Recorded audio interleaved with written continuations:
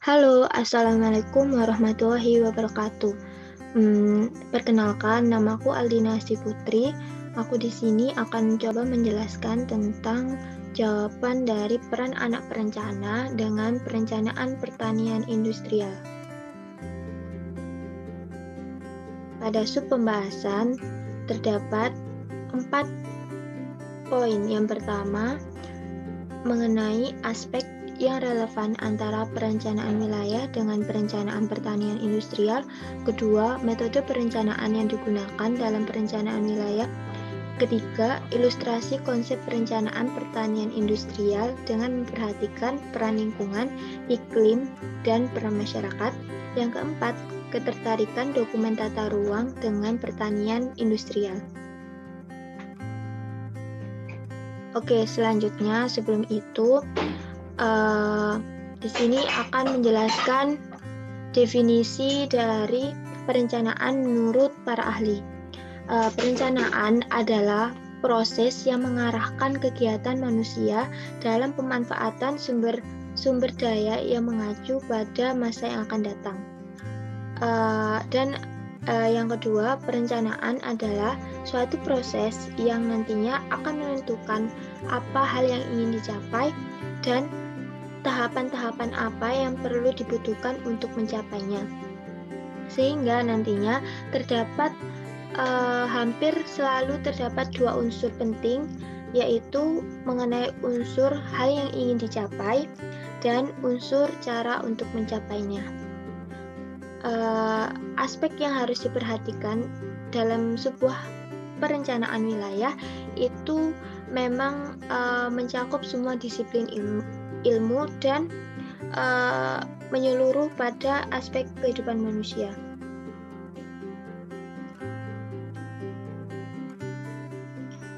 Nah, sedangkan di sini aspek yang memang sangat berpengaruh, saya akan mencoba mengkelompokkannya menjadi dua, yaitu mengenai aspek fisik dan aspek sosial.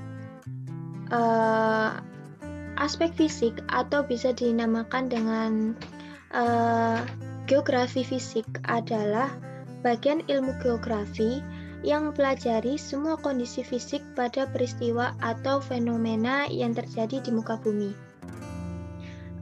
Aspek fisik dalam perencanaan wilayah ini nantinya akan bersinggungan dengan banyak hal, mulai dari penggunaan lahan, kebutuhan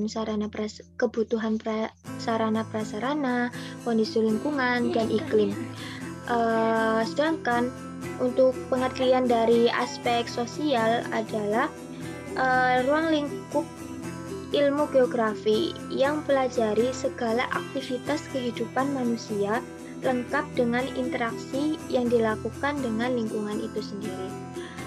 Dalam aspek sosial ini akan berkaitan dengan ekonomi, lingkungan budaya, dan lingkungan sosial yang lainnya. Dengan begitu, aspek sosial ini akan mempelajari dampak aktivitas manusia terhadap lingkungan serta dampak lingkungan terhadap manusia. Nah, di sini dijelaskan bahwa antara geografi fisik atau aspek fisik dengan aspek sosial itu saling berkaitan. Makanya dalam sebuah proses perencanaan wilayah, aspek ini adalah aspek yang berpengaruh. Selanjutnya, dengan kita menggunakan dua aspek ini, nantinya sebuah kota yang kita akan rencanakan akan memiliki karakteristik dan estetika yang berbeda-beda dan tidak bisa disamakan untuk semua daerah memiliki karakter aspek fisik dan aspek sosial yang sama dengan daerah yang lainnya. Nah, selanjutnya adalah mengenai pembahasan tentang metode perencanaan yang digunakan dalam perencanaan wilayah di Indonesia. Di sini asal mulanya kenapa bisa kita menggunakan metode? Jadi, perencanaan itu selalu berhubungan dengan proses pengambilan keputusan mengenai tindakan yang terbaik untuk masa depan wilayah dan kota, dan mengaitkan pengetahuan dan tindakan yang terstruktur dengan baik. Nah, sehingga nantinya dengan metode ini, dalam proses tersebut, nanti para perencana itu dapat mengenali karakteristik spesifik wilayah dan kota, serta bisa digunakan untuk pembuat keputusan. Nah, metode perencanaan itu dikelompokkan menjadi 2 jenis metode. Yang pertama ada metode kuantitatif, dan yang kedua mengenai metode analisis kualitatif. Untuk yang analisis kuantitatif, dengan asumsi A. Realitas pada dasarnya bersifat materi dan kealaman, B. Manusia bersifat materi dan kealaman, serta C. Dunia angka menjadi elemen sentral. Sedangkan untuk penjelasan tentang analisis kualitatif dengan asumsi manusia sebagai manusia, manusia sebagai makhluk yang sadar dan mempunyai tujuan, serta dunia ide makna menjadi elemen sentral. Nah, ini saya mempunyai 4 jenis metode yang nanti kita bisa mempelajari. Dari 4 jenis metode ini dapat dikelompokkan menjadi metode yang mana, yang kualitatif, apa kuantitatif. Nah, penjelasan pertama mengenai analisis entropi. Jadi, konsep analisis yang dapat untuk menghitung tingkat keragaman komponen aktivitas. Prinsip analisis ini adalah semakin beragam aktivitas atau semakin luas jangkauan spasial, maka semakin tinggi entropi wilayah. Artinya, wilayah tersebut semakin berkembang. Nah, selanjutnya ada analisis localization question, LQ, spesialisasi indeks SI, dan localization index atau LI. Perhitungan indeks keunggulan komparatif di suatu wilayah menggunakan LQ, LI, dan SI bertujuan untuk mempermudah dalam melakukan perbandingan data antar lokasi dan antar waktu. Di sini lebih lanjut, untuk penggunaan LQ ini nantinya akan menghasilkan komoditas unggulan maupun komoditas non-unggul atau basis non-basis. Sedangkan untuk localization index ini nantinya akan digunakan untuk menentukan wilayah mana yang potensial dalam pengembangan aktivitas tertentu. Sedangkan untuk spesialisasi indeks atau SI ini nantinya akan menggambarkan wilayah yang berdasarkan aktivitas yang ada. Selanjutnya yaitu ada analisis Swift-Share. Nah, analisis Swift-Share ini yaitu salah satu metode dalam analisis ekonomi wilayah yang akan digunakan untuk mengetahui pengembangan pada suatu wilayah. Dan analisis ini sudah banyak digunakan untuk negara-negara sebagai analisis ekonomi.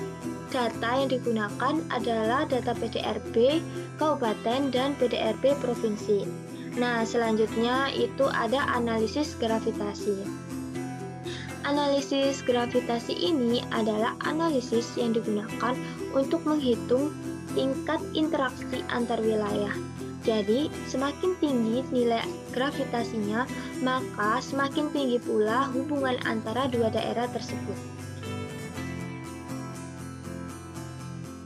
Nah, dari keempat jenis metode ini, semuanya masuk dalam metode kuantitatif karena menggunakan data realitas pada dasarnya yang bersifat materi dan kealaman. Atau lebih mudahnya, karena empat analisis ini sama-sama menggunakan hasil perhitungan sebagai penetapan pengembangan. Nah, Selanjutnya yaitu pembahasan mengenai ilustrasi konsep perencanaan pertanian industrial dengan mempertimbangkan peran lingkungan, iklim, dan peran masyarakat. Yang pertama yaitu kita akan membahas pada peran lingkungan hidup. Dalam perencanaan ini memiliki definisi proses yang mengarahkan kegiatan manusia dalam pemanfaatan sumber daya yang mengacu pada masa yang akan datang, sehingga menggunakan lingkungan hidup yang harus diperhatikan untuk menjaga lingkungan hidup guna untuk generasi selanjutnya. Nah, yang selanjutnya mengenai iklim global. Iklim global kondisi dalam merencanakan sebuah kawasan pertanian, seorang perencana itu harus memperhatikan kondisi alam yang sulit diprediksi. Diperlukan rencana cadangan yang lainnya di mana harus bisa melalui kemungkinan-kemungkinan terburuk.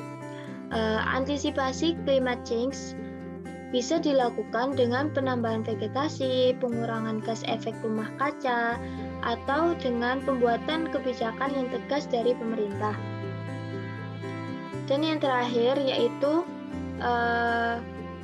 konsep perencanaan pertanian dengan mempertimbangkan peran masyarakat. Jadi dalam perencanaan wilayah pertanian maupun perencanaan wilayah itu nanti akan selalu bersinggungan dengan masyarakat dari hulu sampai hilir. Nah, sehingga tanpa partisipasi tujuan perencanaan itu tidak akan bisa terlaksana karena objeknya yaitu masyarakat tidak ada. Poin terakhir yaitu pembahasan ketertarikan dokumen tata ruang dengan pertanian industrial. Nah, ditinjau dari lingkupnya secara rinci, perencanaan kawasan ini mencakup antara lain perencanaan tata guna lahan, transportasi, sarana prasarana, pengembangan ekonomi, sosial, dan juga lingkungan. Nah, dalam dokumen rencana tata ruang biasanya akan menampilkan isi berupa kebijakan struktur ruang, kebijakan pola ruang, dan kebijakan strategis. Keterkaitannya dengan pertanian industrial ini nantinya, untuk yang pertama, kebijakan struktur ruang memiliki keterkaitan perencanaan berupa wilayah penetapan pusat pengembangan industri pertanian, dan juga untuk mengetahui sarana apa saja sih yang bisa digunakan untuk penunjang perencanaan pertanian industrial. Yang kedua, pada kebijakan pola ruang, ini akan berkaitan dengan penentuan mengenai lokasi mana yang sesuai dan diperbolehkan untuk kawasan pertanian. Dan juga ini akan mengetahui potensi bencana apa saja sih yang bisa terjadi pada lokasi pertanian. Dan yang terakhir, isi dari kebijakan kawasan strategis ini bisa mengetahui apakah kebijakan pemerintah ini akan mengarah kemana, misalnya mengarah pada agropolitan, minapolitan, atau yang lain sebagainya. Yang kedua juga akan memberikan rekomendasi dari pemerintah, akan memberikan pendanaan atau bantuan bagi mungkin wilayah yang masuk dalam kawasan strategis.